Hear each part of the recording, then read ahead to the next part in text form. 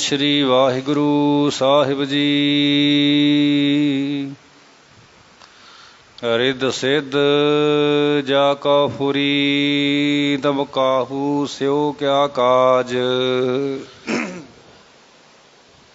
तेरे कहने की गात क्या कहा मैं बोलत ही बाड लाज।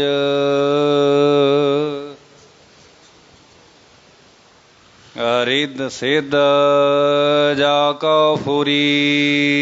वाहिगुरु जी का खालसा वाहिगुरु जी की फतेह। कोट ब्रह्मंडां दे मालक जुगो जोगी अटल शब्दा अवतार दसां पातशाहियां दी आत्मक जोत। धन धन सतगुरु श्री गुरु ग्रंथ साहिब सच्चे पातशाह जी महाराज जी दी पवित्र पावन हजूरी दे विच जुड़ मिल बैठी गुरु रूप गुरु खालसा साध संगत जीओ। आओ बड़े प्यार अर सत्कार दे नाल अमृत बाणी हर हर तेरी सुन सुन होवै परम गत मेरी। जलन बुझी शीतल हुए मनुआ सतगुर का दर्शन पाए जियो। सतगुरां दी पवित्र अमृत बाणी दी कथा विचार व्याख्या सो सरवण करके लाह प्राप्त करो जी। एक बार उच्चारण करो सतनाम श्री वाहिगुरु जी। सतनाम श्री वाहिगुरु साहिब जी। रिद सिद्ध जाका फुरी। राग मारू भगत बाणी की कथा विचार प्रारंभ है।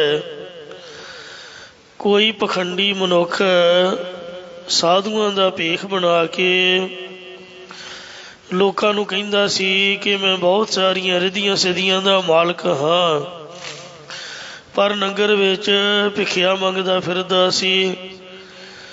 जदों भगत कबीर साहिब जी नूं पता लगा तदों भगत कबीर साहिब जी ने ये पावन शब्द उच्चारण करके उस नूं उपदेश देना कीता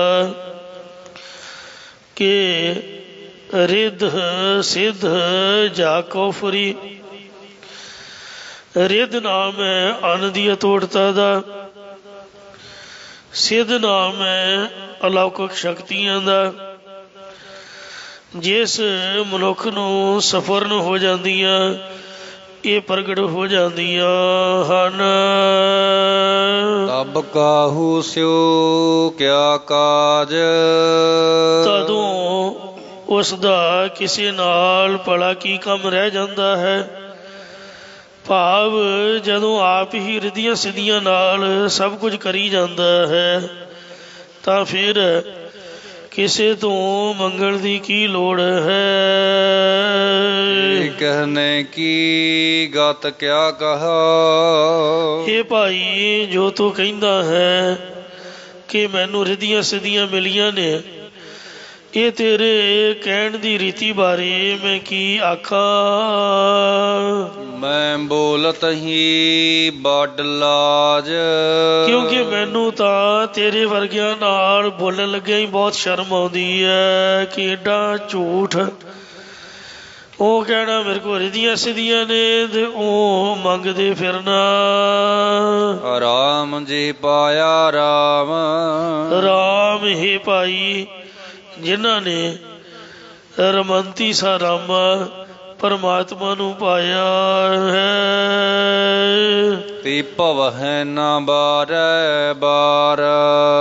ओ मनुख तृष्णा दे मारे होए बारे बार बार दरवाजे नूं कहिंदे ने मालवे विच द्वारे द्वारे ते भटकदे नहीं हन। द्वारे द्वार स्वाण ज्यों डोलत ਨਹਿ ਸੁਧ ਰਾਮ ਭਜਨ ਕੀ। ਇਹਦਾ ਕੁੱਤੇ ਵਾਲਾ ਕੰਮ ਹੋ ਗਿਆ। ਇੱਕ ਦਰਵਾਜ਼ਾ ਛੱਡ ਕੇ ਦੂਜੇ ਦੇ ਤੀਜੇ ਤੇ ਕਿਤੇ ਦਾ ਸੰਦੋਖ ਹੋਣਾ ਚਾਹੀਦਾ। ਇਉਂ ਫਰੀਦ ਸਾਹਿਬ ਨੇ ਤਾਂ ਇੱਥੋਂ ਤੱਕ ਬੇਨਤੀ ਕੀਤੀ ਹੈ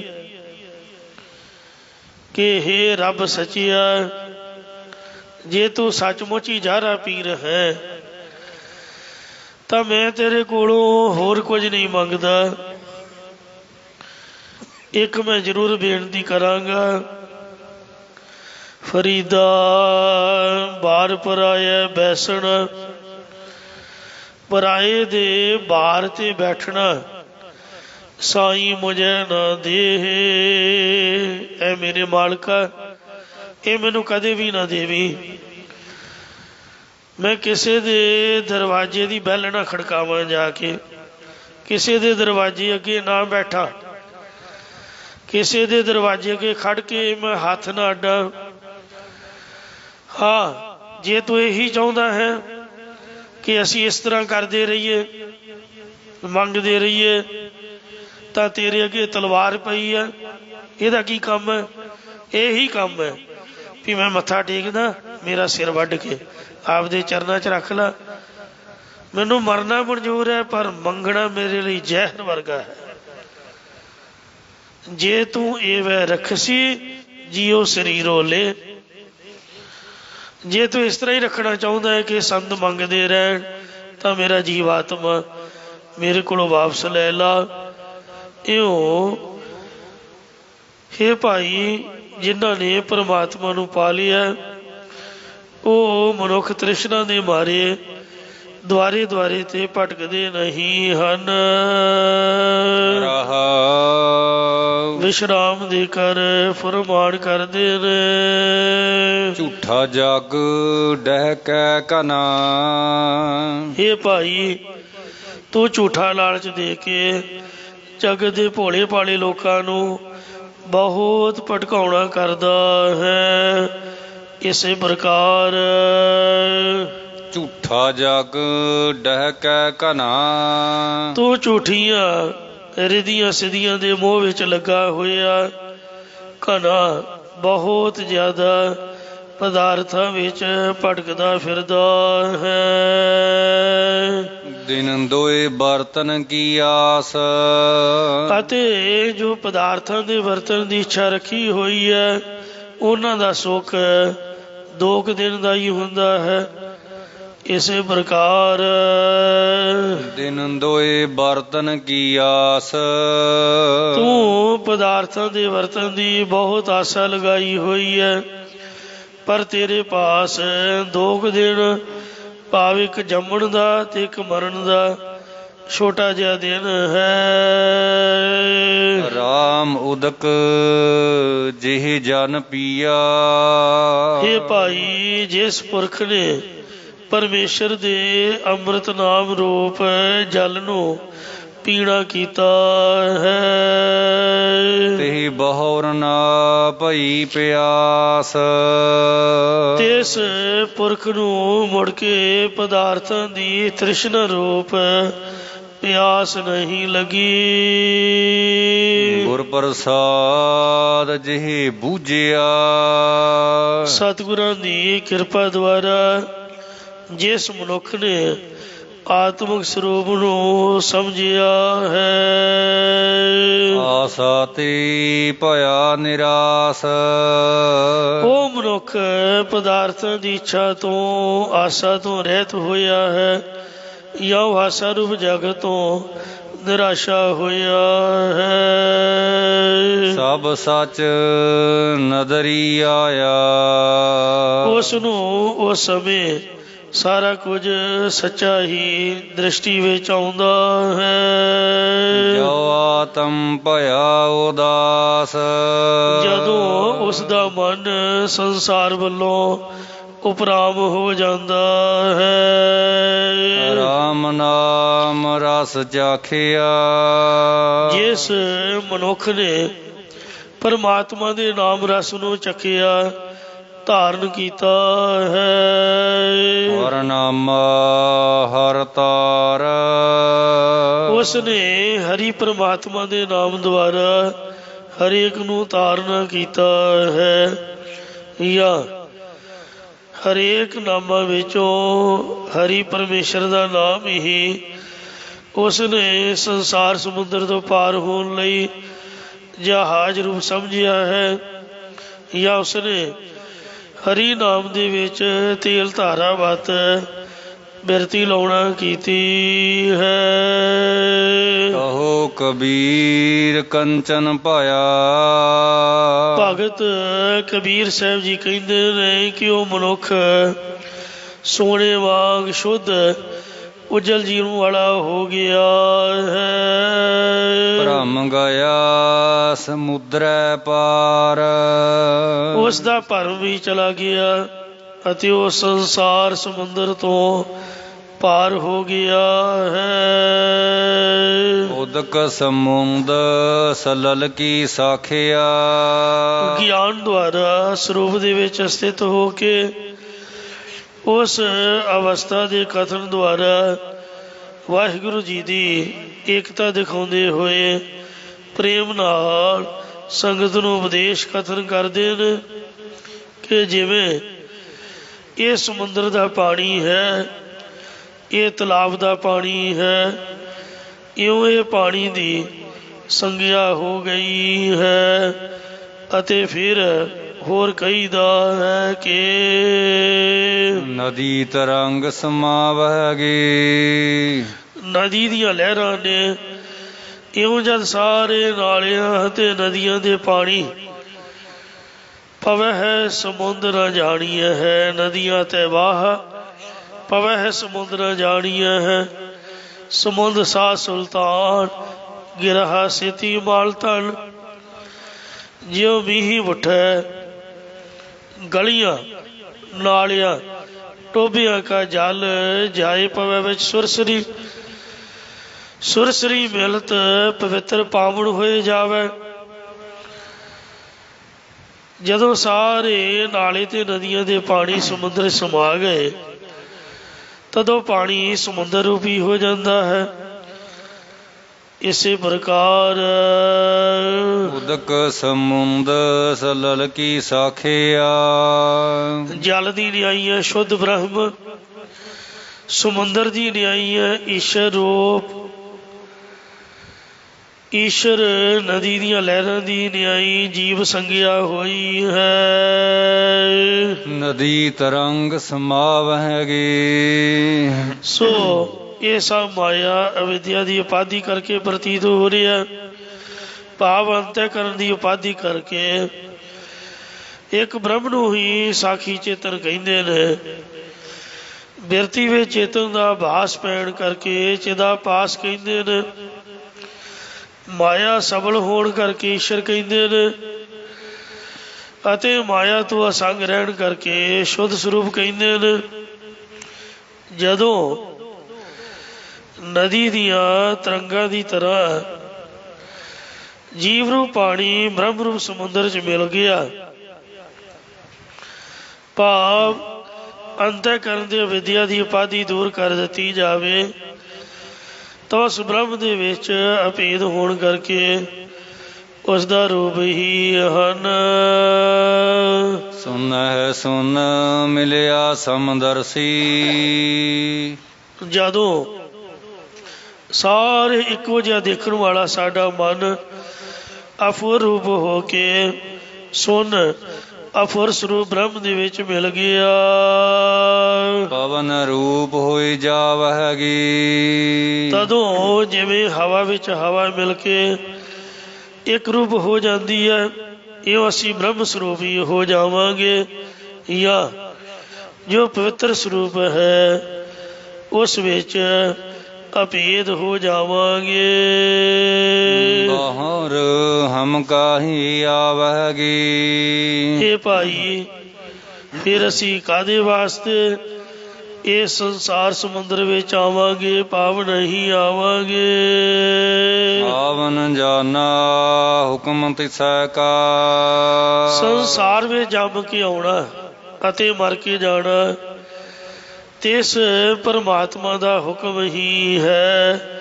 ਇਸੇ ਪ੍ਰਕਾਰ ਆਵਨ ਜਾਨਾ ਹੁਕਮ ਤਿਸੈ ਕਾ। ਅਗਿਆਨੀ ਮਨੁੱਖਾਂ ਦਾ ਸੰਸਾਰ ਵਿੱਚ ਆਉਣਾ ਜਾਣਾ ਹੁੰਦਾ ਹੈ। ਸਮਝ ਲਓ ਕਿ ਪਰਮੇਸ਼ਰ ਦਾ ਹੁਕਮ ਹੀ ਹੈ ਕਿ ਅਸੀਂ ਉਸ ਦੇ ਹੁਕਮ ਨੂੰ ਹੁਕਮ ਹੈ ਬੁੱਝ ਸਮਾਵਹਿਗੀ। ਹੁਕਮ ਨੂੰ ਸਮਝ ਕੇ ਉਸ ਦੇ ਸਰੂਪ ਦੇ ਵਿੱਚ ਅਭੇਦ ਹੋ ਜਾਵਾਂਗੇ। ਜਬ ਰਹਾਉ ਵਿਸ਼ਰਾਮ ਦੇ ਕੇ ਫਰਮਾਨ ਕਰਦੇ ਨੇ। ਜਬ ਚੂਕੈ ਪੰਜ ਧਾਤ ਕੀ ਰਸਨ ਰਚਨਾ। ਜਦੋਂ ਇਸ ਪ੍ਰਕਾਰ ਨਿਸ਼ਚਾ ਕਰਕੇ ਪਾਤਸ਼ਾਹ ਜੀ ਫਰਮਾਉਂਦੇ ਨੇ ਐਸੀ ਭਰਮ ਚੁਕਾਵਹਿਗੀ। ਇੰਝ ਹਿਰਦੇ ਅੰਦਰੋਂ ਭਰਮ ਨੂੰ ਚੁਕਾ ਦੇਵਾਂਗੇ। ਤਦੋਂ ਪੰਜਾਂ ਤੱਤਾਂ ਦੀ ਰਚਨਾ ਸੰਸਾਰ ਨੂੰ ਸੱਤ ਬੰਨਣ ਵਾਲੀ ਬਿਰਤੀ ਚੁੱਕੀ ਜਾਵੇਗੀ। ਜਾਂ ਪੰਜ ਕਾਮ ਕ੍ਰੋਧ ਆਦਿਕ ਵਿਕਾਰਾਂ ਦੀ ਰਚਨਾ ਹਿਰਦੇ ਅੰਦਰੋਂ ਚੁੱਕੀ ਜਾਵੇਗੀ। ਦਰਸ਼ਨ ਛੋੜ ਭਏ ਸਮਦਰਸੀ। ਨਾਨਾ ਤਰ੍ਹਾਂ ਦੇ ਦਰਸ਼ਨ ਭੇਖਾਂ ਦੀਦਾਰਾਂ ਨੂੰ ਛੱਡ ਕੇ ਇੱਕ ਸਮਾਨ ਦ੍ਰਿਸ਼ਟੀ ਵਾਲੇ ਹੋਏ ਹਾਂ। ਇੱਕੋ ਨਾਮ ਧਿਆਵਹਿਗੀ। ਅਤੇ ਇੱਕ ਪ੍ਰਭੂ ਦੇ ਨਾਮ ਨੂੰ ਹੀ ਧਿਆਉਂਦੇ ਹਾਂ। ਜਿਤ ਹਮ ਲਾਏ ਤਿਤ ਹੀ ਲਾਗੇ। ਜਿਸ ਪਾਸੇ ਪ੍ਰਭੂ ਨੇ ਅਸਾਂ ਨੂੰ ਲਾਉਣਾ ਕੀਤਾ ਹੈ ਅਸੀਂ ਉਸੇ ਪਾਸੇ ਹੀ ਲੱਗੇ ਹੋਏ ਹਾਂ। ਤੈਸੀ ਕਰਮ ਕਮਾਵਹਿਗੀ। ਸੋ ਉਹੋ ਜਿਹੀ ਅਸੀਂ ਕਰਮ ਕਮਾਉਣਾ ਕਰਦੇ ਹਾਂ। ਇਸੇ ਪ੍ਰਕਾਰ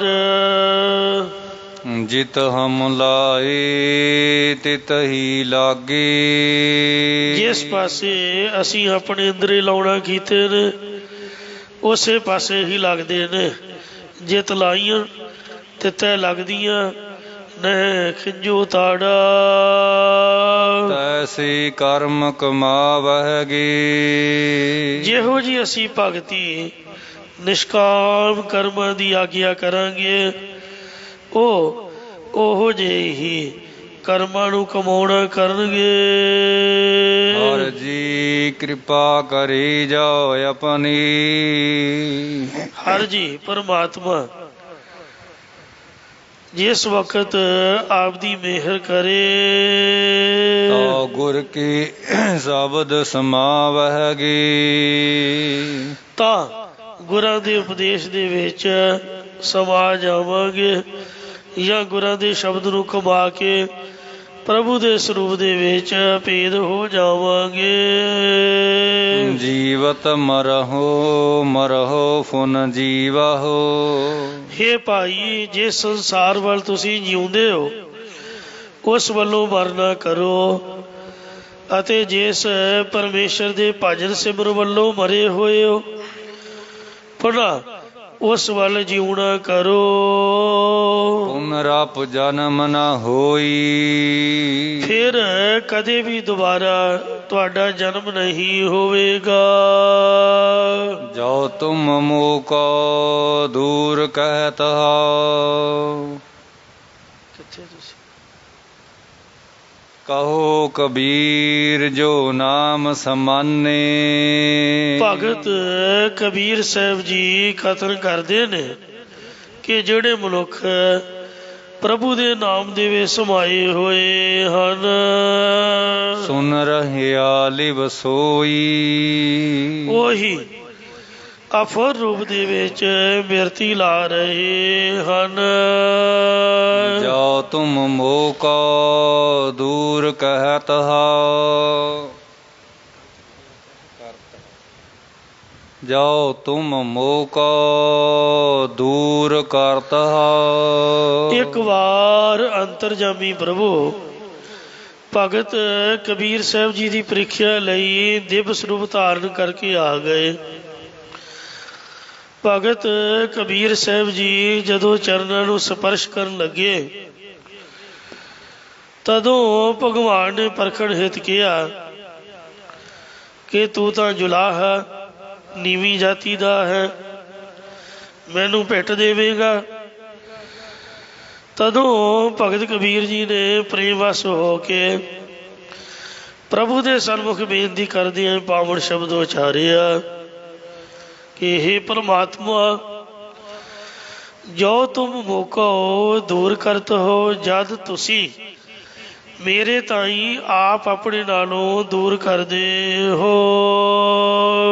ਤੁਮ ਮੁਕਤ ਬਤਾਵਹੁ, ਤਾਂ ਫਿਰ ਤੁਸੀਂ ਇਹ ਦੱਸੋ ਕਿ ਹੋਰ ਕੋਈ ਮੁਕਤੀ ਕਿਹੜੀ ਹੈ, ਜਾਂ ਜਦੋਂ ਤੁਸੀਂ ਮੁਕਤ ਕਰੋਗੇ ਤਦੋਂ ਦੱਸੋ ਮੇਰੇ ਵਿੱਚ ਜੁਲਾਹਾਪੁਣ ਰਹਿ ਜਾਵੇਗਾ। ਭਾਵ ਤੇਰੇ ਨਾਲ ਮਿਲਣ ਕਰਕੇ ਕੋਈ ਜਾਤ ਪਾਤ ਨਹੀਂ ਰਹਿ ਜਾਂਦੀ। ਏਕ ਅਨੇਕ ਹੋਏ ਰਹਿਓ ਸਗਲ ਮਹਿ। ਹੇ ਪਰਮਾਤਮਾ, ਤੂੰ ਇੱਕੋ ਹੀ ਸਾਰਿਆਂ ਵਿੱਚ ਅਨੇਕਾਂ ਰੂਪ ਹੋ ਰਿਹਾ ਹੈ। ਅਬ ਕੈਸੇ ਪਰਮਾਵਹੁ, ਫਿਰ ਹੁਣ ਮੈਨੂੰ ਕਿਸ ਤਰ੍ਹਾਂ ਭਰਮਾ ਰਹੇ ਹੋ। ਰਾਮ ਮੋਕੋ ਤਾਰ ਕਹਾਂ ਲੈ ਜਾਈ ਹੈ। ਹੇ ਪਰਮਾਤਮਾ, ਮੇਰੇ ਤਾਈਂ ਤਾਰ ਕੇ ਕਿੱਥੇ ਲੈ ਜਾਣਾ ਹੈ। ਭਾਵ ਤਾਰ ਕੇ ਆਪਣੇ ਪਾਸ ਹੀ ਰੱਖੇਗਾ। ਸੋਧੋ ਮੁਕਤ ਕਹਾ ਦਿਓ ਕੈਸੀ, ਮੈਂ ਵਿਚਾਰਦਾ, ਮੈਂ ਖੋਜਦਾ ਕਿ ਤੁਸੀਂ ਮੈਨੂੰ ਕਿੱਥੇ ਅਤੇ ਕਿਹੋ ਜਿਹੀ ਮੁਕਤੀ ਦੇਵੋਗੇ। ਕਰ ਪ੍ਰਸਾਦ ਮੋਹਿ ਪਾਈ ਹੈ, ਕਿਉਂਕਿ ਮੈਂ ਗੁਰਾਂ ਦੀ ਕਿਰਪਾ ਕਰਕੇ ਮੁਕਤੀ ਤਾਂ ਪਾ ਲਈ ਹੈ। ਰਹਾ ਵਿਸ਼ਰਾਮ ਦੇ ਕੇ ਫਰਮਾਨ ਕਰਦੇ ਨੇ, ਹੇ ਕਬੀਰ, ਪਰ ਅਸਾਂ ਨੇ ਤੈਨੂੰ ਤਾਰਨਾ ਨਹੀਂ ਹੈ, ਜਾਂ ਪਾਧੀਕ੍ਰਿਤ ਹੋਣ ਕਰਕੇ ਤੂੰ ਤਰਨ ਵਾਲਾ ਹੈ ਤੇ ਮੈਂ ਤਾਰਨ ਵਾਲਾ ਹਾਂ। ਤਦੋਂ ਕਬੀਰ ਸਾਹਿਬ ਜੀ ਨੇ ਬੇਨਤੀ ਕੀਤੀ, ਤਾਰਨ ਤਾਰਨ ਤਬੈ ਲਗ ਕਹੀਐ। ਹੇ ਪਰਮਾਤਮਾ, ਤੂੰ ਤਾਰਨ ਵਾਲਾ ਤੇ ਮੈਂ ਤਰਨ ਵਾਲਾ ਹਾਂ, ਇਹ ਗੱਲ ਵੀ ਤਦੋਂ ਤੱਕ ਹੀ ਕਹੀ ਦੀ ਹੈ। ਜਬ ਲਗ ਤਤ ਨਾ ਜਾਣਿਆ, ਜਦੋਂ ਤੱਕ ਤੇਰੇ ਸਿਧਾਂਤ ਸਰੂਪ ਨੂੰ ਜਾਣਿਆ ਨਹੀਂ ਹੁੰਦਾ। ਬਤਾਓ ਬਿਮਲ ਭਏ ਘਟ ਹੀ ਮਹਿ। ਭਗਤ ਕਬੀਰ ਸਾਹਿਬ ਜੀ ਨਾਲੇ ਭਗਤੀ ਦੀਆਂ ਅੰਸ਼ ਰੱਖਦੇ ਹੋਏ ਅਤੇ ਨਾਲ ਏਕਤਾ ਕਥਨ ਕਰਦੇ ਹੋਏ ਕਹਿੰਦੇ ਨੇ ਕਿ ਸਾਡਾ ਜੋ ਮਨ ਹੈ, ਕਹਿ ਕਬੀਰ ਮਨ ਮਾਨਿਆ, ਤੇਰੇ ਸਰੂਪ ਦੇ ਵਿੱਚ ਮਨ ਮੰਨ ਗਿਆ ਤੇ ਹੁਣ ਤਾਂ ਅਸੀਂ ਹਿਰਦੇ ਦੇ ਵਿੱਚ ਹੀ ਉਜਲ ਹੋ ਚੁੱਕੇ ਹਾਂ। ਐਸੀ ਬੇਨਤੀ ਸੁਣ ਕੇ ਪ੍ਰਭੂ ਜੀ ਨੇ ਭਗਤ ਜੀ ਨੂੰ ਗੱਲ ਨਾਲ ਲਾ ਲਿਆ ਤੇ ਕਬੀਰ ਸਾਹਿਬ ਜੀ ਫਿਰ ਅਗਲਾ ਸ਼ਬਦ ਉਚਾਰਦੇ ਹੋਏ, ਜਿਨ ਗੜ ਕੋਟ ਕੀਏ ਕੰਚਨ ਕੇ। ਭਗਤ ਕਬੀਰ ਸਾਹਿਬ ਜੀ ਦੇ ਕਿਸੇ ਸੰਗੀ ਦਾ ਬੇਟਾ ਕੋ ਸੰਗਤ ਵਸ ਹੋ ਕੇ ਵਿਸ਼ੇ ਪਰਾਇਣ ਹੋ ਗਿਆ ਅਤੇ ਆਪਦੇ ਮਨ ਭਾਉਂਦੀਆਂ ਗੱਲਾਂ ਕਰਿਆ ਕਰੇ। ਉਸ ਦਾ ਪਿਤਾ ਉਸ ਨੂੰ ਸਮਝਾਉਣ ਲਈ ਭਗਤ ਕਬੀਰ ਸਾਹਿਬ ਜੀ ਦੇ ਪਾਸ ਲੈ ਕੇ ਆਇਆ। ਤਦੋਂ ਉਸ ਨੂੰ ਸਿੱਖਿਆ ਦਿੰਦੇ ਹੋਏ ਭਗਤ ਕਬੀਰ ਜੀ ਉਚਾਰਨ ਕਰਦੇ ਨੇ, ਹੇ ਭਾਈ ਗੁਰਮੁਖਾ, ਜਿਨ ਗੜ ਕੋਟ ਕੀਏ ਕੰਚਨ ਕੇ, ਜਿਸ ਨੇ ਕਿਲੇ ਅਤੇ ਫਸੀਲ ਆਦਿਕ ਸੋਨੇ ਦੇ ਬਣਾਉਣਾ ਕੀਤੇ ਸਨ, ਜੋ ਨਗਰ ਦੇ ਇਰਦ ਗਿਰਦ ਰੱਖਿਆ ਲਈ ਕੰਧ ਕੀਤੀ ਹੋਵੇ, ਉਸ ਨੂੰ ਕੋਟ ਫਸੀਲ ਸ਼ਹਿਰ ਪਨਾਹ ਕਹਿੰਦੇ ਨੇ। ਅਤੇ ਜੋ ਜੰਗ ਕਰਨ ਵਾਲਾ ਕੀ ਸਥਾਨ ਹੋਵੇ ਉਸ ਨੂੰ ਗੜ ਕਿਲਾ ਆਖਦੇ ਹਨ। ਛੋੜ ਗਿਆ ਸੋ ਰਾਵਣ, ਉਹ ਜਿਹੜਾ ਰਾਵਣ ਸੀ ਸਭ ਕੁਝ ਇੱਥੇ ਛੱਡ ਕੇ ਪਰਲੋਕ ਨੂੰ ਖਾਲੀ ਹੱਥੀਂ ਚਲਾ ਗਿਆ ਹੈ। ਕਾਹੇ ਕੀਜਤ ਹੈ ਮਨ ਭਾਵਨ। ਇਹ ਭਾਈ ਫਿਰ ਤੋਂ ਆਪਣੇ ਮਨ ਭਾਉ ਦੀਆਂ ਗੱਲਾਂ ਕਾਹਦੇ ਵਾਸਤੇ ਕਰਦਾ ਹੈ। ਜਬ ਜਮਿਆ ਏ ਕੇਸ ਤੇ ਪਕਰ। ਜਦੋਂ ਯਮਦੂਤ ਆ ਕੇ ਤੇਰੇ ਪ੍ਰਤੱਖ ਕੇਸ ਜਾਂ ਸੰਸਕਾਰਾਂ ਰੂਪ ਵਾਲਾਂ ਤੋਂ ਤੈਨੂੰ ਫੜੇਗਾ। ਹਰ ਕੋ ਨਾਮ ਛਡਾਵਨ। ਉਸ ਸਮੇਂ ਕੇਵਲ ਹਰੀ ਪਰਮੇਸ਼ਰ ਦਾ ਨਾਮ ਹੀ ਛਡਾਉਣ ਵਾਲਾ ਹੈ। ਉਸ ਨਾਮ ਜਪਣ ਤੋਂ ਤੂੰ ਮੁਣਕਰ ਹੋਈ ਬੈਠਾ ਹੈ। ਰਹਾ ਵਿਸ਼ਰਾਮ ਦੇ ਕਰ ਫਰਮਾਨ ਕਰਦੇ ਨੇ। ਕਾਲ ਅਕਾਲ ਖਸਮ ਕਾ ਕੀਨਾ। ਇਹ ਸੰਸਾਰ ਨੂੰ ਨਾਸ਼ ਕਰਨ ਵਾਸਤੇ ਮੌਤ ਅਤੇ ਮੌਤ ਤੋਂ ਰਹਿਤ ਭਾਵ ਜੰਮਣ ਦਾ ਸਮਾਂ ਅਕਾਲ ਪੁਰਖ ਦਾ ਹੀ ਕੀਤਾ ਹੋਇਆ ਹੈ। ਇਹੋ ਪਰ ਪੰਚ ਬਧਾਵਨ। ਇਸ ਸੰਸਾਰ ਨੂੰ ਬੰਨਣ ਦੇ ਵਾਸਤੇ ਜਾਂ ਵਧਾਉਣ ਨਾਸ਼ ਕਰਨ ਦੇ ਵਾਸਤੇ ਮੌਤ ਅਤੇ ਮੌਤ ਤੋਂ ਰਹਿਤ ਜੰਮਣ ਦਾ ਸਮਾਂ ਅਕਾਲ ਪੁਰਖ ਦਾ ਹੀ ਕੀਤਾ ਹੋਇਆ ਹੈ। ਕਹਿ ਕਬੀਰ ਤੇ ਅੰਤੇ ਮੁਕਤੇ। ਭਗਤ ਕਬੀਰ ਸਾਹਿਬ ਜੀ ਕਹਿੰਦੇ ਨੇ ਤੇ ਉਹ ਮਨੁੱਖ ਅੰਤੇ ਅਖੀਰ ਨੂੰ ਮੁਕਤ ਹੋ ਜਾਣਗੇ। ਜਿਨ ਹਿਰਦੈ ਰਾਮ ਰਸਾਇਨ। ਜਿਨ੍ਹਾਂ ਦੇ ਅੰਤःਕਰਨ ਵਿੱਚ ਰਸਾਂ ਦਾ ਘਰ ਪਰਮਾਤਮਾ ਵਸਿਆ ਹੋਇਆ ਹੈ। ਦੇਹੀ ਗਾਵਾ ਜਿਉ ਧਰ ਮਹਿਤਾ। ਇੱਕ ਦਿਨ ਭਗਤ ਕਬੀਰ ਸਾਹਿਬ ਜੀ ਦੇ ਪਾਸ ਇੱਕ ਜ਼ਿਮੀਂਦਾਰ ਨੇ ਆ ਕੇ ਉਪਦੇਸ਼ ਦੀ ਯਾਚਨਾ ਕੀਤੀ। ਤਦੋਂ ਭਗਤ ਕਬੀਰ ਜੀ ਇੰਦਰੀਆਂ ਨੂੰ ਕਿਰਸਾਨੀ ਕਰਨ ਵਾਲੇ ਬਣਾ ਕੇ ਅਤੇ ਜੀਵ ਨੂੰ ਧਰਤੀ ਦਾ ਮਾਲਕ ਬਣਾ ਕੇ ਖੇਤੀ ਦੇ ਪ੍ਰਕਰਨ ਦੁਆਰਾ ਉਪਦੇਸ਼ ਬਖਸ਼ਿਸ਼ ਕਰਦੇ ਨੇ। ਤੇ ਹੀ ਗਾਵਾ ਇਹ ਭਾਈ ਇਹ ਜੋ ਦੇਹੀ ਸਰੀਰ ਇੱਕ ਗਾਵਾ ਨਗਰ ਵਾਂਗ ਹੈ। ਜੀਉ ਧਰਮ ਹੈ ਤੋ ਸ਼ੁਭ ਸ਼ੁਭ ਕਰਮਾ ਬੁੱਧ ਰੂਪ ਧਰਤੀ ਹੈ। ਜੀਵ ਆਤਮਾ ਵੱਡਾ ਮਾਲਕ ਚੌਧਰੀ ਦੀ ਤਰ੍ਹਾਂ ਸਰਦਾਰੀ ਵਾਲਾ ਸਰਦਾਰ ਹੈ। ਬਸ ਹੈ ਪੰਜ ਕਿਰਸਾਨਾ। ਸੋ ਇਸ ਦੇ ਅੰਦਰ ਪੰਜ ਗਿਆਨ ਇੰਦਰੀਏ ਕਿਸਾਨ ਰੂਪ ਹੋ ਕੇ ਵਸਦੇ ਨੇ। ਪੰਜ ਕਿਸਾਨ ਕਿਹੜੇ ਹਨ? ਨੈਨੂ ਨਕਟੂ ਸ਼ਰਵਨੂ ਰਸ ਪਤ।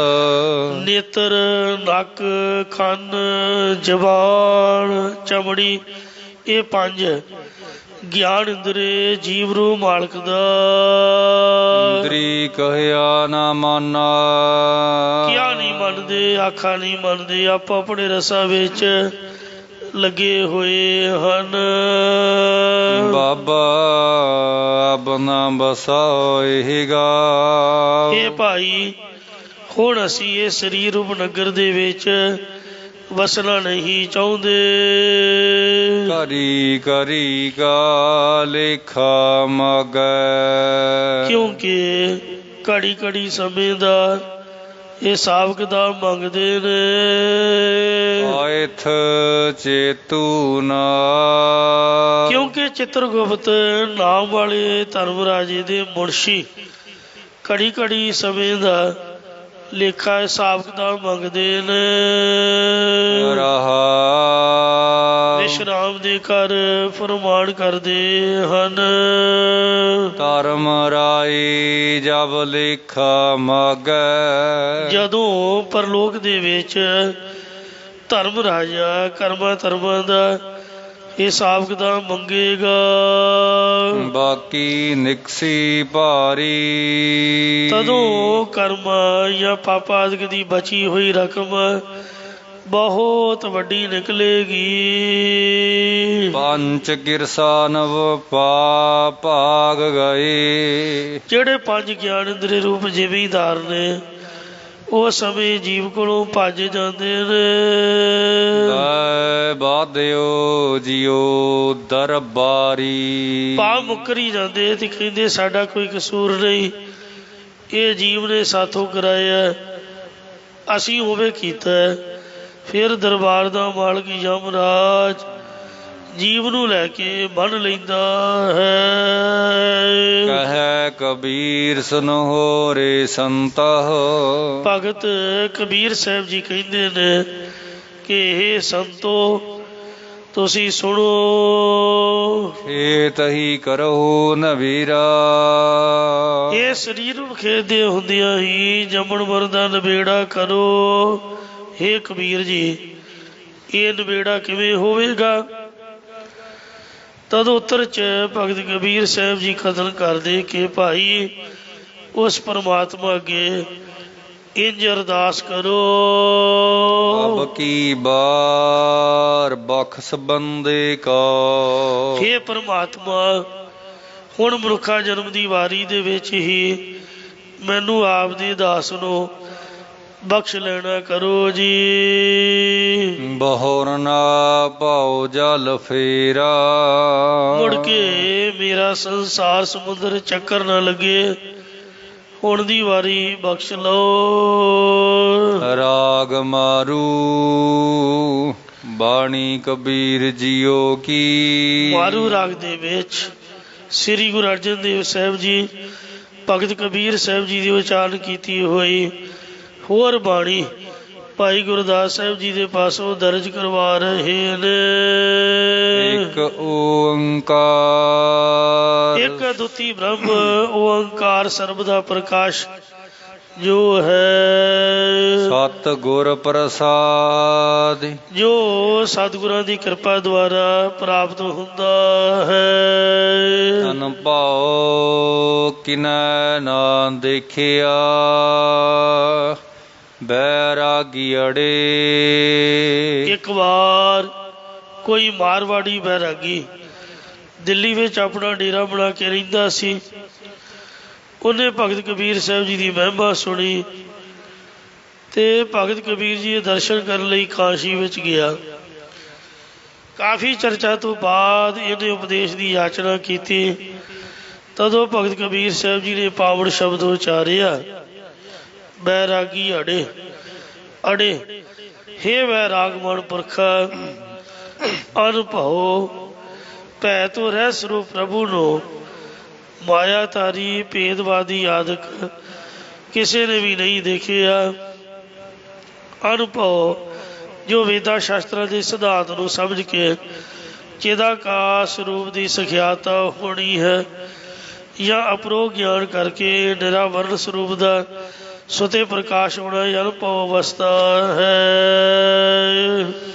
ਬਿਨ ਭੈ ਅਨਭਉ ਹੋਈ ਵਣਾ ਹੰਬੈ। ਪਰਮੇਸ਼ਰ ਦਾ ਡਰ ਧਾਰਨ ਤੋਂ ਬਿਨਾਂ ਨਿਰਭੈ ਸਰੂਪ ਦਾ ਗਿਆਨ ਹੋ ਸਕਦਾ ਹੈ। ਕੀ ਇਹ ਗੱਲ ਬਣ ਸਕਦੀ ਹੈ? ਭਾਵ ਨਹੀਂ ਬਣ ਸਕਦੀ।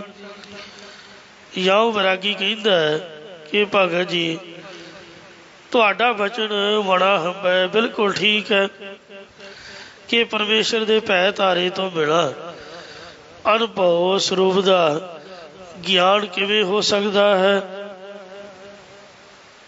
ਨਾਨਕ ਜਿਨ ਮਨ ਭਾਓ ਤਿਨਾ ਮਨ ਭਾਓ। ਜਿਨ੍ਹਾਂ ਦੇ ਮਨ ਵਿੱਚ ਵਾਹਿਗੁਰੂ ਜੀ ਦਾ ਡਰ ਹੈ ਉਹਨਾਂ ਦੇ ਮਨ ਵਿੱਚ ਹੀ ਪ੍ਰੇਮ ਪੈਦਾ ਹੁੰਦਾ ਹੈ। ਸੋ ਜਦੋਂ ਸੰਸਾਰ ਜਾਂ ਬਾਦਕਾਂ ਦੇ ਭੈ ਤੋਂ ਬਿਨਾਂ ਹੋ ਗਏ ਤਾਂ ਅਨੁਭਵ ਸਰੂਪ ਦਾ ਗਿਆਨ ਹੁੰਦਾ। ਹਾਂਜੀ, ਇਹ ਗੱਲ ਬਣਦੀ ਹੈ। ਸੋ ਦੂਰ ਦਿਖੈ ਤਾ ਭਾਉ ਪਵੈ ਬੈਰਾਗੀ ਅੜੇ। ਅੜੇ ਹੀ ਵੈਰਾਗਮਨ ਪੁਰਖ, ਜੇਕਰ ਕੋਈ ਪਤੀ ਪਰਮਾਤਮਾ ਨੂੰ ਹਰਦਮ ਆਪਣੇ ਨੇੜੇ ਵੇਖਣਾ ਕਰੇ ਕਿ ਸਦ ਹਜੂਰ ਹਾਜ਼ਰ ਹੈ ਨਾਜ਼ਰ, ਕਤੇ ਨ ਭਇਓ ਦੂਰਾਈ। ਹੁਕਮੈ ਬੁਝੈ ਤਾਂ ਨਿਰਭਉ ਹੋਈ ਬਣਾ ਹੰਬੈ। ਜੇਕਰ ਕੋਈ ਉਸ ਪਰਮਾਤਮਾ ਦੇ ਹੁਕਮ ਨੂੰ ਸਮਝ ਕੇ ਉਸ ਦਾ ਭੈ ਧਾਰਨ ਕਰਦਾ ਹੈ ਤਦੋਂ ਉਹ ਭੈ ਤੋਂ ਰਹਿਤ ਹੋ ਜਾਂਦਾ ਹੈ। ਤਦੋਂ ਵੈਰਾਗੀ ਨੇ ਕਿਹਾ ਕਿ ਬਚਨ ਕਹਿਣਾ ਠੀਕ ਬਣਦਾ ਹੈ।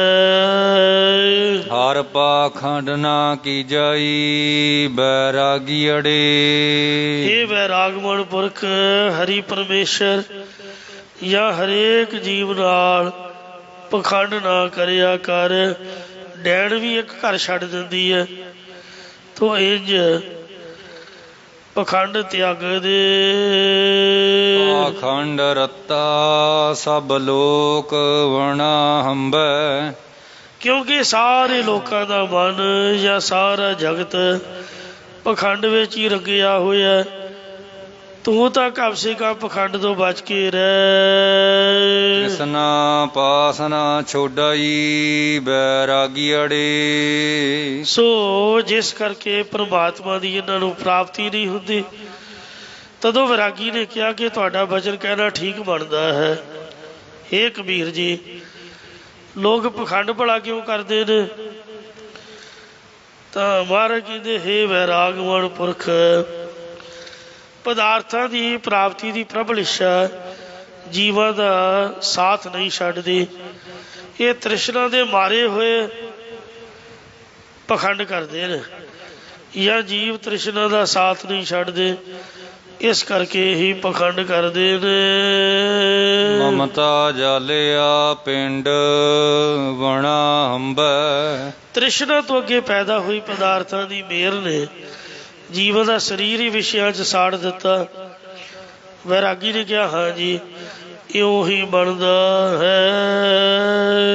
ਚਿੰਤਾ ਜਾਲ ਤਨ ਜਾਲਿਆ ਬੈਰਾਗੀ ਅੜੇ।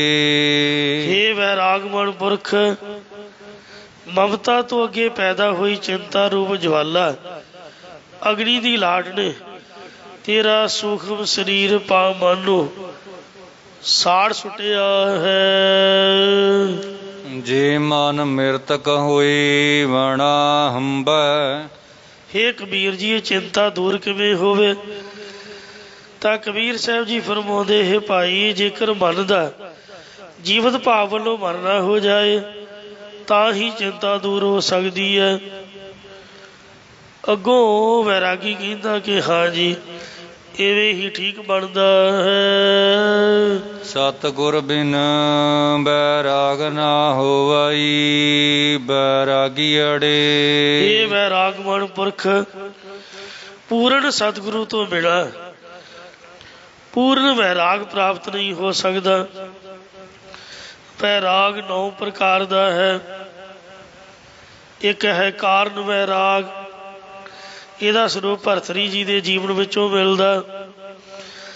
ਪਿੰਗਲਾ ਰਾਣੀ ਦੀ ਬੇਵਫਾਈ ਦੇਖ ਕੇ ਜਿਸ ਨੂੰ ਕਿ ਬਹੁਤ ਪਿਆਰ ਕਰਦਾ ਸੀ, ਉਸ ਨੇ ਰਥਵਾਨ ਦੇ ਨਾਲ ਸਰੀਰਕ ਸੰਬੰਧ ਕਾਇਮ ਕਰ ਲਏ ਸਨ। ਭਰਤਰੀ ਨੇ ਸਭ ਕੁਝ ਤਿਆਗ ਕੇ ਵੈਰਾਗ ਧਾਰਨ ਕਰ ਲਿਆ। ਗੋਰਖਨਾਥ ਦੀ ਸ਼ਰਨ ਗ੍ਰਹਿਣ ਕਰਕੇ ਯੋਗ ਧਾਰਨ ਕਰ ਲਿਆ ਸੀ। ਇਸਤਰੀ ਦਾ ਚਰਨ ਗੰਦਾ ਵੇਖ ਕੇ ਵੈਰਾਗ ਧਾਰਿਆ ਸੀ ਵੀ ਇੰਨਾ ਵੱਡਾ ਰਾਜ ਭਾਗ ਪਾ ਕੇ ਵੀ ਇਹ ਤ੍ਰਿਪਤ ਨਹੀਂ ਹੋਈ। ਇੱਕ ਨੌਕਰ ਇੱਕ ਰਥਵਾਨ ਦੇ ਨਾਲ ਇਹਨੇ ਕੁਕਰਮ ਕੀਤਾ। ਇਸ ਦਾ ਨਾਮ ਕਾਰਨ ਵੈਰਾਗ ਹੈ। ਸਾਖਤ ਮੂੜ ਅਚੇਤ ਨਾ ਚੇਤੈ, ਦੁੱਖ ਲਾਗੇ ਤਾਂ ਰਾਮ ਪੁਕਾਰਾ ਹੈ। ਸਵਈਆ ਜਿਨ ਕੋ ਨਿਤ ਮੈਂ ਚੇਤਮੋ ਤਿਨ ਕੀ ਰਤਮੋ ਤਨ ਵਾਹੇ ਰੁਤੀ ਨਾ। ਵਹੁ ਆੜ ਪਮਾਣ ਕੇ ਸੰਗ ਰਤੀ ਪੁਨ ਤਾ ਮਨ ਮੈਂ ਗਣ ਕਾ ਗ੍ਰਹਿ ਕੀਨਾ। ਤਿਕ ਹੈ ਅਬਲਾ ਪ੍ਰਿਤ ਕੰਦਰਪ ਪੈ ਅਰ ਮੋਹਿਤ ਕਾਰਜੋ ਮਾਰ ਅਪੀਨਾ। ਇਸ ਰੀਤ ਸਮੂਹ ਕੀ ਪ੍ਰੀਤ ਅਜੀਂਦਰ ਹੋਏ ਜੋਗੀਸ਼ਰ ਈਸ਼ਵਰ ਚੀਨਾ। ਦੂਜਾ ਹੈ ਮੰਦ ਵੈਰਾਗ। ਮੰਦ ਵੈਰਾਗ ਨਾਰ ਮਰੈ ਘਰ ਸੰਪਤ ਨਾਸੀ। ਮੂੰਡ ਬੁੜਾਏ ਭਏ ਸੰਨਿਆਸੀ। ਇਸਤਰੀ ਮਰ ਗਈ, ਘਰ ਦੀ ਸੰਪਤੀ ਵਿਭੂਤੀ ਨਾਸ਼ ਹੋ ਗਈ, ਕੋਈ ਪਦਾਰਥ ਨਾ ਰਿਹਾ। ਸੋਚਣ ਲੱਗ ਪਿਆ ਕਿ ਕੀ ਹੈ, ਜਗਤ ਮਿਥਿਆ, ਸਭ ਕੁਝ ਨਾਸਮੰਤ ਹੈ। ਇਹ ਕਹਿ ਕੇ ਸਭ ਕੁਝ ਛੱਡ ਦਿੱਤਾ। ਪਦਾਰਥ ਦੀ ਥੋੜ ਕਾਰਨ ਵੈਰਾਗੀ ਹੋ ਗਿਆ। ਇਸ ਦਾ ਨਾਮ ਬੰਦ ਵੈਰਾਗ ਹੈ। ਇਸ ਦੀ ਬਾਬਤ ਸਤਿਗੁਰੂ ਸਤਿਪੁਰਸ਼ਾਂ ਦਾ ਕਥਨ ਹੈ। ਮਾਇਆ ਬੁੱਲਾ ਪਾਉਣ ਦਾ, ਆਇਆ ਬੁੱਲਾ ਪਾਉਣ ਦਾ, ਚੜਿਆ ਕੱਖ ਆਕਾਸ਼, ਢੈਂਦਾ ਢੈਂਦਾ ਟਹਿ ਪਿਆ ਕੱਖ ਅੱਖਾਂ ਦੇ ਪਾਸ। ਜਿਵੇਂ ਪਾਉਣ ਦੇ ਬੁੱਲੇ ਨਾਲ ਕੱਖ ਉੱਡ ਕੇ ਆਕਾਸ਼ ਨੂੰ ਚੜ੍ਹ ਜਾਂਦਾ, ਪਰ ਜਿਸ ਵੇਲੇ ਹਵਾ ਦੀ ਗੰਢ ਖੁੱਲ੍ਹ ਗਈ, ਉਸ ਵੇਲੇ ਕੱਖ ਉਸੇ ਤਰ੍ਹਾਂ ਹੀ ਧਰਤੀ ਦੀ ਆ ਡਿੱਗਦਾ। ਇਸੇ ਰੀਤ ਅਨੁਸਾਰ ਇਸਤਰੀ ਦੇ ਮਰਨ ਤੇ ਤਾਂ ਨਾਸ਼ ਹੋਣ ਤੋਂ ਤਿਆਗੀ ਬਣ ਬੈਠਾ। ਇਹ ਵੈਰਾਗ ਹਿਰਦੇ ਰੂਪ ਆਕਾਸ਼ ਵਿੱਚ ਚੜ੍ਹਿਆ ਤੇ ਮਗਰੋਂ ਜਿੱਥੇ ਵਿਸ਼ੇ ਸੁੱਖ ਜਾਂ ਪਦਾਰਥ ਪ੍ਰਾਪਤ ਹੋਇਆ, ਉੱਥੇ ਹੀ ਬਿਰਤੀ ਡਿੱਗ ਜਾਂਦੀ ਹੈ। ਫਿਰਦੀ ਫਿਰਦੀ ਦਹਿ ਦਿਸਾ ਜਲ ਪਰਬਤ ਬਨ ਰਾਏ, ਜਿੱਥੇ ਡਿਠਾ ਮਿਰਤ ਕੋ ਇਲ ਬੈਠੀ ਆਏ। ਕਿਉਂਕਿ ਇੱਕ ਇਸਤਰੀ ਛੱਡ ਕੇ 100 ਚੇਲੀ ਬਣਾ ਲਈ, ਇੱਕ ਟੁੱਟਾ ਜਿਹਾ ਘਰ ਛੱਡ ਕੇ ਕਈ ਪੱਕੇ ਡੇਰੇ ਬਣਾ ਲਏ, ਥੋੜ੍ਹੀ ਜਿਹੀ ਜਗ੍ਹਾ ਛੱਡ ਕੇ ਤੇ ਬੜੀਆਂ ਬੜੀਆਂ ਜ਼ਮੀਨਾਂ ਖਰੀਦ ਲਈਆਂ। ਅੱਜ ਕੱਲ੍ਹ ਕਾਰ ਸੇਵਾ ਵਾਲਿਆਂ ਦਾ ਇਹੀ ਕੰਮ ਹੈ। ਸੋ ਇਹ ਮੰਦ ਵੈਰਾਗ ਦਾ ਹਾਲ ਹੈ। ਮੰਦ ਵੈਰਾਗੀ ਨੂੰ ਘਰ ਬਾਰ ਨਹੀਂ ਤਿਆਗਣਾ ਚਾਹੀਦਾ। ਤੀਜਾ ਏਕ ਇੰਦਰੀ ਵੈਰਾਗ, ਮਨ ਤੇ ਇੰਦਰੀਆਂ ਦਾ ਹਰਿਆਏ ਪਸ਼ੂ ਵਾਂਗ ਹਰ ਸਮੇਂ ਵਿਕਾਰਾਂ ਵਿੱਚ ਡੋਲਦੇ ਰਹਿਣਾ, ਪਰ ਕੁਕਰਮਾਂ ਤੋਂ ਪਾਪਾਂ ਤੋਂ ਸਰੀਰ ਬਚਾ ਕੇ ਰੱਖਣਾ। ਮੋਲੀ ਹੋਏ ਬੈਠਾ ਇਕਾਂਤੀ ਹਿਰਦੈ ਕਲਪਨ ਗਾਠਾ। ਚੌਥਾ ਯਤ ਮਨ ਵੈਰਾਗ, ਇਸ ਦਾ ਨਾਮ ਏਕ ਇੰਦਰੀ ਵੈਰਾਗ ਵੀ ਹੈ। ਸੱਚ ਤੇ ਝੂਠ ਦਾ ਨਿਰਣਾ, ਸੱਚ ਵਸਤੂ ਦਾ ਗ੍ਰਹਿਣ ਅਤੇ ਝੂਠ ਦਾ ਤਿਆਗ ਕਰਨਾ। ਗੁਰਬਾਣੀ ਵਿੱਚ ਇਸ ਦਾ ਸਰੂਪ ਭਗਤ ਕਬੀਰ ਸਾਹਿਬ ਜੀ ਕਥਨ ਕਰਦੇ ਨੇ। ਕਹਿਤ ਕਬੀਰ ਚੇਤ ਰਿਅੰਦਾ, ਸਤਿਨਾਮ ਝੂਠਾ ਸਭ ਧੰਦਾ। ਇਸ ਦਾ ਨਾਮ ਯਤ ਮਨ ਵੈਰਾਗ ਹੈ। ਪੰਜਵਾਂ ਹੈ ਵਿਤਰੇਕ ਵੈਰਾਗ। ਅੰਦਰ ਇਹ ਵਿਚਾਰ ਫੁਰਨੀ ਕਿ ਮੈਂ ਇੰਨੀ ਦੇਰ ਦਾ ਸਤਸੰਗ ਭਜਨ ਸਿਮਰਨ ਕਰ ਰਿਹਾ, ਮੇਰੇ ਅੰਦਰੋਂ ਕਿੰਨੇ ਕੁ ਵਿਕਾਰ ਨਾਸ਼ ਹੋਏ ਨੇ ਅਤੇ ਕਿੰਨੇ ਕੁ ਸ਼ੁਭ ਗੁਣ ਆ ਗਏ ਨੇ। ਇਸ ਪ੍ਰਕਾਰ ਕਰਕੇ ਔਗੁਣਾਂ ਦਾ ਤਿਆਗ ਕਰਨਾ ਤੇ ਸ਼ੁਭ ਗੁਣਾਂ ਦੇ ਧਾਰਨੀ ਹੋਣਾ, ਇਸ ਦਾ ਸਰੂਪ ਗੁਰਬਾਣੀ ਵਿੱਚ ਇੰਝ ਫਰਮਾਇਆ। ਉੱਥੇ ਖੋਟੇ ਸੱਟਿਆ ਹੈ, ਖਰੇ ਕੀਚੇ ਸਾਬਾਸ। ਇਹ ਵਿਤਰੇਕ ਵੈਰਾਗ ਹੈ। ਛੇਵਾਂ ਵਸੀ ਕਰ ਵੈਰਾਗ, ਮਨ ਅਤੇ ਇੰਦਰੀਆਂ ਨੂੰ ਰੋਕ ਲੈਣਾ, ਮਨ ਵਾਸ਼ਨਾ ਵੱਲੋਂ ਰੋਕ ਲੈਣਾ ਅਤੇ ਇੰਦਰੀ ਵਿਸ਼ਿਆਂ ਵੱਲੋਂ ਰੋਕ ਲੈਣੇ। ਇਹਦਾ ਸਰੂਪ ਗੁਰਬਾਣੀ ਵਿੱਚ ਇਸ ਤਰ੍ਹਾਂ ਹੈ। ਪਰ ਤੇਰੇ ਰੂਪ ਨਾ ਪੀਖੈ ਨੇਤਰ, ਸਾਧ ਕੀ ਟਹਿਲ ਸੰਤ ਸੰਗ ਹੇਤ। ਇਸੇ ਤਰ੍ਹਾਂ ਗੁਰਮੁਖੀ ਆਪਣਾ ਮਨ ਮਾਰਿਆ, ਸ਼ਬਦ ਕਸਵੱਟੀ ਲਾਏ। ਇਹ ਵਸੀ ਕਰ ਵੈਰਾਗ ਹੈ, ਇੰਦਰੀਆਂ ਵਸ ਕਰ ਲੈਣੀਆਂ।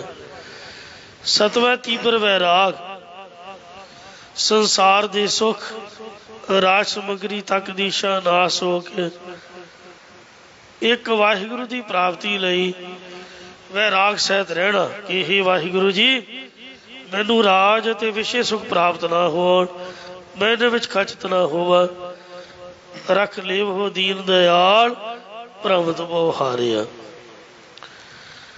ਅੱਠਵੇਂ ਤਰ ਤੀਬਰ ਵੈਰਾਗ, ਸਵਰਗ ਲੋਕ ਦੇ ਭੋਗਾਂ ਦਾ ਤਿਆਗ। ਜਿਵੇਂ ਸਵਰਗ ਦੀ ਪ੍ਰਾਪਤੀ ਲਈ ਯੱਗ ਆਦਿ ਕਰਮ ਕਰਦੇ ਨੇ, ਕਿ ਸਾਨੂੰ ਇੰਦਰ ਪਦਵੀ ਪ੍ਰਾਪਤ ਹੋ ਜਾਏ। ਇਸ ਢੰਗ ਦੇ ਦੇਵ ਭੋਗਾਂ ਦੀ ਪ੍ਰਾਪਤੀ ਵਾਸਤੇ ਯੱਗ ਆਦਿ ਕਰਨ ਦੀ ਇੱਛਾ ਨਾ ਕਰਨੀ। ਇਸ ਤੇ ਭਾਈ ਤਿਲਕੂ ਜੀ ਦੀ ਸਾਖੀ ਢੁਕਦੀ ਹੈ। ਭਾਈ ਤਿਲਕੂ ਜੀ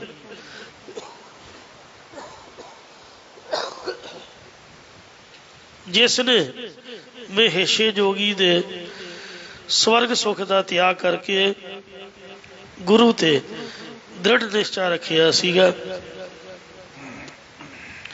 ਕਬੀਰ स्वर्ग नरक ते बह रहे हो सतगुरु के प्रसाद, चरण कमल की मौज में रहो अंत अरियाद। महेशे जोगी ने गढ़ शंकर विच ऐलान कीता सी कि जिहड़ा मेरा दर्शन करूगा उन्होंने 1 साल का स्वर्ग सुख मिलेगा। सारा गढ़ शंकर का इलाका उहदे दर्शन करन गया। मुड़ के उन्हें पूछा भी कोई रह तो नहीं गया? कहते कि गुरु का सिख भाई तिलकू नहीं आया। तो इन्हें सुनिया भेजा भी जा तू मेरे को आ, तेनू मैं 2 साल का स्वर्ग सुख देंगा। भाई तिलकू जी फिर भी नहीं आया। इन्हें 5 साल का स्वर्ग सुख उन्होंने कह दिता। भाई तिलकू जी फिर भी नहीं आया। आखिर ये आप चल के गया। तो भाई तिलकू जी ने अंदर वड़ के कुंडा मार लिया। कहता जाओ जोगी जी मैं तुहाडे मत्थे नहीं लगना। कहते क्यों? कहते मैं तो आपकी गुरु की कृपा नाल सचखंड जाना, तू मैनू स्वर्गां च वाड़ेगा। मेरा काम की है स्वर्गां दा? उत्थे लोग शराबा पींदे ने, कबाब खांदे ने, वेसवा दे नाच वेखदे ने। यही काम है इंदर दा, होर की है? सिंघासन ते बैठा पशरां दे नाच वेखदा रहिंदा। अंगूरां दी शराब मिलदी है। इत्थे बंदा बाहर जाके जो मर्जी करी जाए, गल तो इक्को ही है। तो इसलिए आपां नहीं स्वर्गा च जाना। कबीर सुरग नरक दे बह रहे हो सतगुर के प्रसाद। नरकां दे विच तां आपां तां नहीं जावांगे क्योंकि आपां गुरु वाले हाँ। ते स्वर्गां दी इच्छा साडे मन विच है कोई नहीं। चरण कमल की मौज में रहो अंत अरियाद। वाहिगुरु जी दे चरण कमलों की मौज विच आद तो अंत तक असीं रहेंगे। ते मरण तो बाद भी सानू महाराज के चरणों की इच्छा है। उन्हें सोचिया, कहन लगा भी जिहदा सिख एडा वड्डा दृढ़ निश्चय वाला, इहदा गुरु किड्डा क वड्डा होवेगा। कहन लगा चल मैनू मिलता सही, मैं आपदा वचन वापस लैंदा, तू स्वर्गा च नहीं जाएगा, पर मैनू आपदे गुरु दे दर्शन करा। ये नाल लैके चल पिया। जब अमृतसर पहुंचे कहन लगा तू दसदा सही भी तेरा गुरु किन्नी उम्र का? कहता होगा 35-40 साल का। कहते है इन्नी छोटी उम्र का गुरु, वो मैनू भला की देवेगा?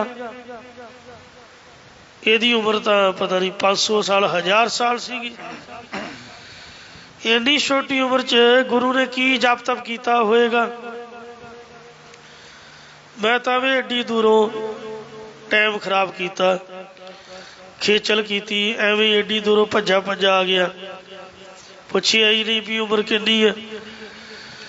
फिर सोचा बड़ा कोई गल नहीं, हुण आए आ मिलता चलीए। जद गुरु साहब जी के कोल आया तो सच्चे पातशाह कहन लगे भी परे परे, मैं नहीं तेरे मत्थे लगना भाई।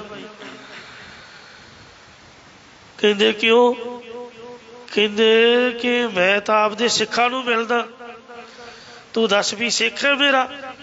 कहता जी नहीं। कहते जा फिर आपदा काम कर। ना मैं तेनू गुरु मनदा, ना तू मेरा सिख है, ना तेरे मन की कोई भावना प्रेम है, तो मेरा की मिलने का मतलब होया? एवं टाइम खराब करांगे, तू आपदे घर हाजिर रहो। ना मेरा समा खराब करना तो अपना कर। इन्हें सोचिया, कह लगा मिलीए तो सही गलबात करिए। कहता जी महाराज मैनू भावें मिलो ना, मत्थे ना लगो, पर गलबात करो मेरे नाल ज्ञान की गोष्ठी। कहते आ जा फिर, तेरे मत्थे नहीं लगना। अहंकारियां निंदका पिठ दे नाम दियो है मुख लाया, विच कनात ताण दिती। कनात एक पासे गुरु साहब जी बैठ गए, दूजे पासे हमेशा जोगी। कहते हाँ बई दस, पहला दस भी तेरे कन्न की मुद्रा कित्थे है, कन्न कित्थे तेरा कन्न। कहता है 500 साल पहला ये समुद्र दे विच इशनान करने लई वड़िया सीगा, ते एक मच्छी ने कन्न समेत ही इहदी मुद्रा मूँह च पा लई, उदों दा कन्न वड्डिया होया सी। कहते हाँ बई कित्थे कन्न तेरा। इन्हें सोचा भी महाराज दे मत्थे मैं लगा नहीं, गुरु साहब ने मैनू वेख्या नहीं, ते कन्न मेरा किवें पहचान लिया। चलो खबरिया किसी ने दस दिता होगा।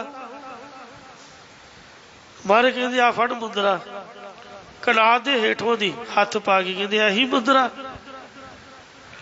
500 साल पहले दी मच्छी ने निगली मुद्रा सतगुरु जी ने खुद आप अपने हथी फड़ा देती।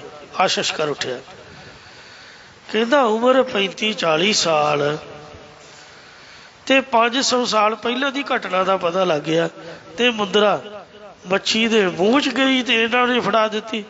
ये पूर्ण गुरु है। बड़े तरले मारे, मिन्नतां कीतियां जी मैनू दर्शन दिओ। फिर गुरु साहब ने दर्शन दिते। ये है तर तीबर वैराग भाई तिलकू जी का, जिन्हें गुरु साहब के भरोसे ते मेशे जोगी का स्वर्ग का सुख नहीं लिया। इस तरह माता भागपरी कश्मीर की रहन वाली, उन्हें भी आख्या वीरा मैं नहीं तेनू जानती। कहता मैं विष्णु हाँ। कहती मैं नहीं तेरे नाल जाना, मैं तो आपदे गुरु के चरणों च जावांगी, गुरु मेरा दर्शन देवेगा। माता मैं ब्रह्मा, नाना वीरा मैं नहीं तेरे कोल जाना। माता मैं शिव जी है, आपदे घर हाजिर हो वीरा, मैं नहीं किसी दे नाल जाना, मैं तो आपदे गुरु के चरणों की मौज माणनी। तो 6वें पातशाह श्री गुरु हरगोबिंद साहब जी कश्मीर गए। माता भागपरी ने दर्शन किए।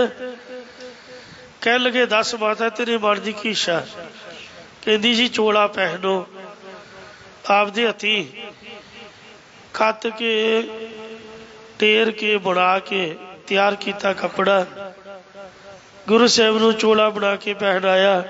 कहते जी बस मेरी उम्र तो कदों की पूरी हुई है, मेनू तो ब्रह्मा भी लैन आया, विष्णु भी लैन आया, शिव जी भी लैन आया, महाराज मैं किसी नाल नहीं गई। हुण मैनू आग्ञा देवो, मैं शरीर त्यागना है, पर आप जी ने दर्शन कर दिया त्यागा, ते मेरा अंतिम संस्कार खुद आप करियो। मेरी अरदास करियो कि मरण तो बाद भी आपदे चरणों च वासा होवे। ऐसी माता भागपरी तर तीबर वैराग। फिर तर तीबर तरता वैराग, जिवें कां दी विठ जो विष्टा दी तरह है, कां दी विठ जो विष्टा का भी विष्टा है, इसे तरीके नाल इस लोक तो लैके ब्रह्म लोक के सारे पदार्थ भोगण कां दी विठ समान समझना। इस नूं तर तीबर तरता वैराग कहते हैं। कां दी गंदगी नूं खाना तो एक पासे रहा, कोई वेखना भी नहीं चाहता, इंज नफरत हो जानी। ब्रह्मा इंद्र आदलो होत देह तरपोग, काक बिष्ट समझे गिने बीत राग जे लोक। ये 9 प्रकार का वैराग है। जिहड़ा इसनूं धारण करे उसका जत मन्निया जाता है। ਹੋਰ ਵੀ 3 ਪ੍ਰਕਾਰ ਦਾ ਵੈਰਾਗ ਗ੍ਰੰਥਾਂ ਵਿੱਚ ਲਿਖਿਆ ਮਿਲਦਾ ਹੈ। ਇੱਕ ਹੈ ਗਧਾ ਵੈਰਾਗ, ਇੱਕ ਹੈ ਘੋੜਾ ਵੈਰਾਗ, ਇੱਕ ਹੈ ਸ਼ੇਰ ਵੈਰਾਗ। ਗਧਾ ਵੈਰਾਗ ਇੱਕ ਵਾਰ ਮਨ ਇਹੋ ਜਿਹਾ ਹੋ ਜਾਣਾ ਕਿ ਗ੍ਰਸਤਿਕ ਬੰਧਨ ਹੈ, ਨਾਸ਼ਮਾਨ ਹੈ, ਇਸ ਤੋਂ ਕੀ ਲੈਣਾ ਹੈ, ਇਹ ਸੋਚ ਕੇ ਘਰ-ਬਾਰ ਤਿਆਗ ਦੇਣਾ। ਪਰ ਛੇਤੀ ਹੀ ਵਿਕਾਰਾਂ ਦੇ ਗਰਸੇ ਹੋਏ ਨੇ ਖੁਆਰ ਹੋ ਕੇ ਮੁੜ ਆਉਣਾ ਤੇ ਫਿਰ ਵਿਕਾਰਾਂ ਵਿੱਚ ਫਸ ਜਾਣਾ। ਜਿਵੇਂ ਖੋਤਾ ਕੁੱਟ ਖਾ ਕੇ ਘੁਮਿਆਰ ਦੇ ਘਰੋਂ ਬਾਹਰ ਚਲਾ ਜਾਂਦਾ ਤੇ ਰੂੜੀਆਂ ਦੇ ਤੁਰ ਫਿਰ ਕੇ ਫਿਰ ਹੀ ਕਰਦਾ ਵਾਪਸ ਆਪਣੇ ਘਰ ਖੁਰਲੀ ਤੇ ਆ ਕੇ ਖੜੋ ਜਾਂਦਾ। ਇਹ ਗਧਾ ਵੈਰਾਗ ਹੈ। ਦੂਜਾ ਘੋੜਾ ਵੈਰਾਗ, ਉਪਰਾਮ ਹੋ ਕੇ ਘਰ ਛੱਡ ਦੇਣਾ।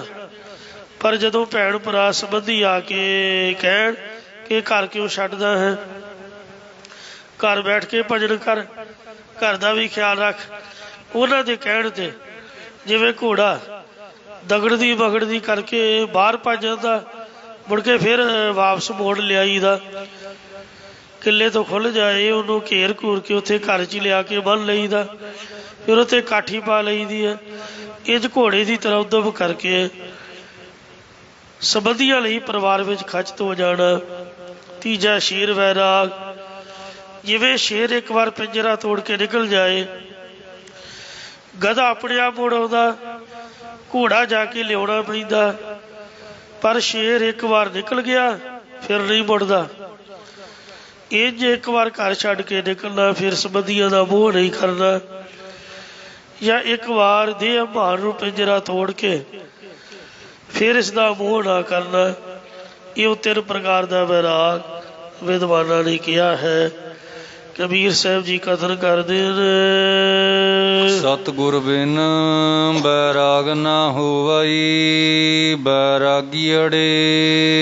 ਇਹ ਵੈਰਾਗ ਮਨ ਪੁਰਖ ਪੂਰਨ ਸਤਿਗੁਰੂ ਤੋਂ ਬਿਨਾਂ ਵੈਰਾਗ ਦੀ ਪ੍ਰਾਪਤੀ ਨਹੀਂ ਹੁੰਦੀ ਹੈ। ਜੇ ਲੋਚੈ ਸਭ ਕੋਈ ਵਣਾ ਹੰਬੈ। ਜੇਕਰ ਸਭ ਕੋਈ ਵੈਰਾਗ ਨੂੰ ਚਾਹੁਣਾ ਵੀ ਕਰਨ ਤਾਂ ਵੀ ਗੁਰੂ ਤੋਂ ਬਿਨਾਂ ਵੈਰਾਗ ਦੀ ਪ੍ਰਾਪਤੀ ਨਹੀਂ ਹੁੰਦੀ।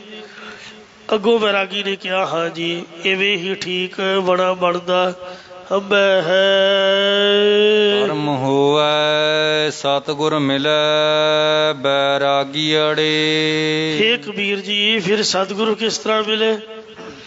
ਤਾਂ ਮਹਾਰਾਜ ਕਹਿੰਦੇ, ਹੇ ਵੈਰਾਗਮਨ ਪੁਰਖ, ਜੇਕਰ ਪੂਰਨ ਨਿਸ਼ਕਾਮ ਕਰਮ ਲਿਖੇ ਹੋਏ ਹੋਣ, ਜਾਂ ਜੇ ਪ੍ਰਭੂ ਜੀ ਕਿਰਪਾ ਕਰਨ ਤਾਂ ਸਤਿਗੁਰੂ ਮਿਲਦਾ ਹੈ। ਸਹਿਜੀ ਪਾਵੈ ਸੋਈ ਵਣਾ ਹੰਬੈ। ਜਿਸ ਨੇ ਗੁਰੂ ਪ੍ਰਾਪਤ ਕੀਤਾ ਹੈ ਉਹ ਸੁਤੇ ਸਿੱਧੀ ਗਿਆਨ ਪ੍ਰਾਪਤ ਕਰ ਲੈਂਦਾ ਹੈ। ਇਸੇ ਤਰ੍ਹਾਂ ਫਿਰ ਅਨੁਭਵ ਅਵਸਥਾ ਦਾ ਜਾਗਣਾ ਬਣਦਾ ਹੈ। ਤਦੋਂ ਵੈਰਾਗੀ ਨੇ ਕਿਹਾ ਕਿ ਤੁਹਾਡਾ ਵਚਨ ਕਹਿਣਾ ਠੀਕ ਬਣਦਾ ਹੈ। ਹੇ ਕਬੀਰ ਜੀ, ਹਰੀ ਦੀ ਕਿਰਪਾ ਕਿਵੇਂ ਹੋਵੇ?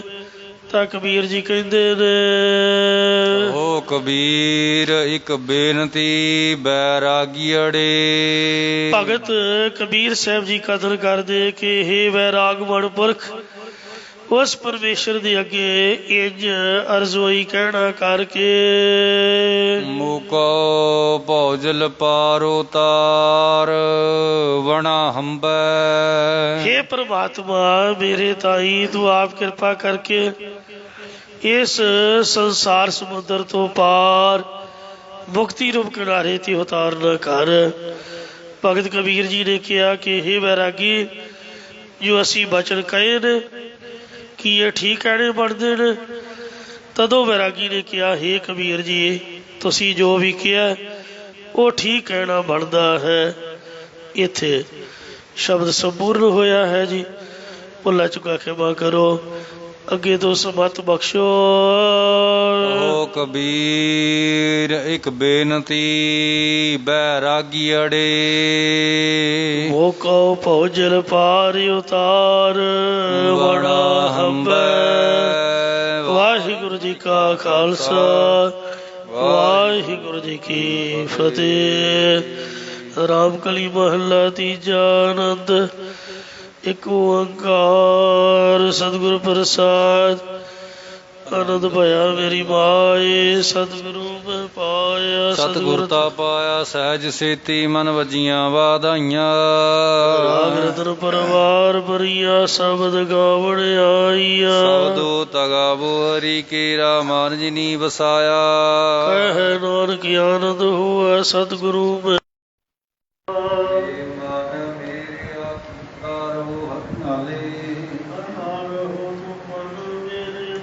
ਸਰਵੇ ਸਾਰਨਾ। ਕਰੇ ਤੇਰਾ